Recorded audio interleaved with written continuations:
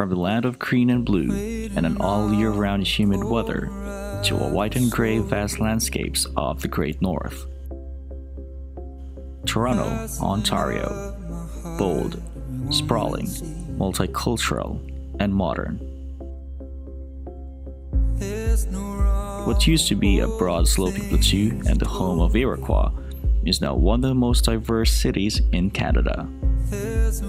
And this is Toronto, through the eyes of a Filipino traveler. Well, it's time to leave the darkness, baby. It's time for us to know. Not that we got lost, my baby. I've seen you grow.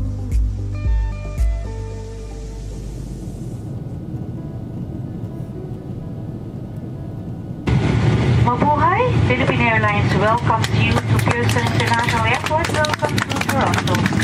The time is exactly 6:20 in the evening, just 35 minutes ahead of schedule, and the date today is February 26, 2019. The month of February was about to end, but it was still in the middle of the winter when I arrived in Toronto. On my first day, it snowed so hard that I can't even see the entire neighborhood of Sackville and Dundas streets. But that didn't stop me from exploring my neighborhood. I'm enjoying it, despite the snow. Oh, so deep. I'm actually looking for some bank right now because I don't have any cash. It's quite cold, -7 degrees, and it's quite windy today.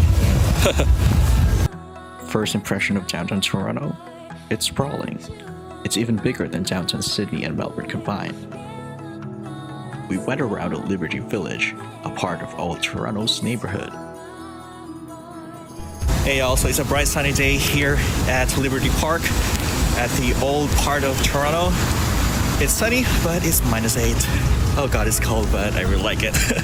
Anyway, we're going to show you around the old part of downtown Toronto.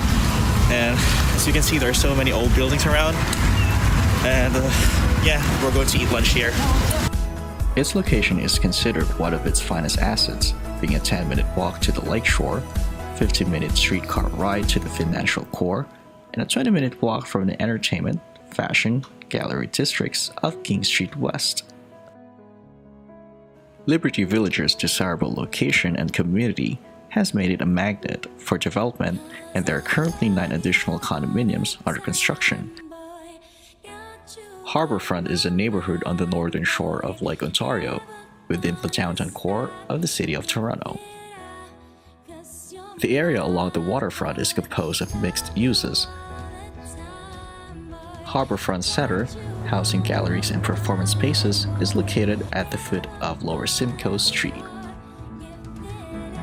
Although Toronto has often been criticized for not having a dynamic and beautiful waterfront park, Harbourfront has a network of parks, open spaces and trails that allow residents and visitors to access the public realm. Located at the heart of Toronto is Nathan Phillips Square. During winter, the pool becomes a nice skating rink. So after an hour of trying to figure out how to figure skate, I think I'm getting the hang of it. Woo.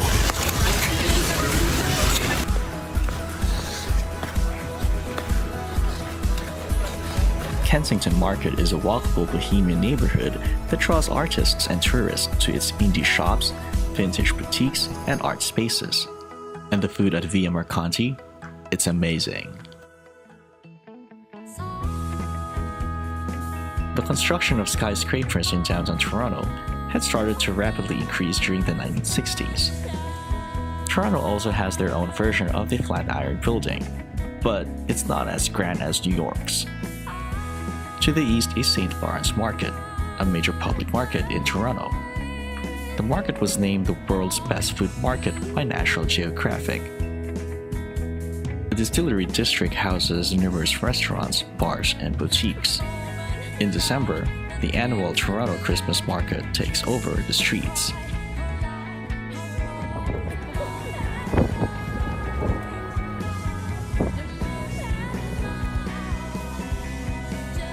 The art scene in Toronto is pretty much thriving. If you're into arts, don't forget to visit the Power Plant Contemporary Art Gallery.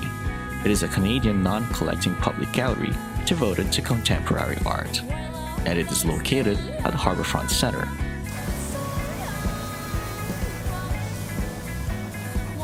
I know that there's more to Toronto during the summer season. Nonetheless, I still enjoyed the stay here.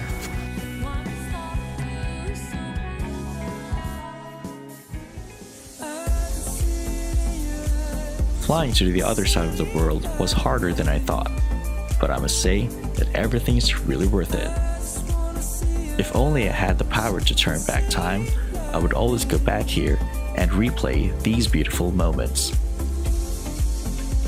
Toronto is a very attractive city. It is attractive not because of its views and landscapes, but because the city embraces diversity. Toronto will always be a sea of flags, and it will always be beautiful.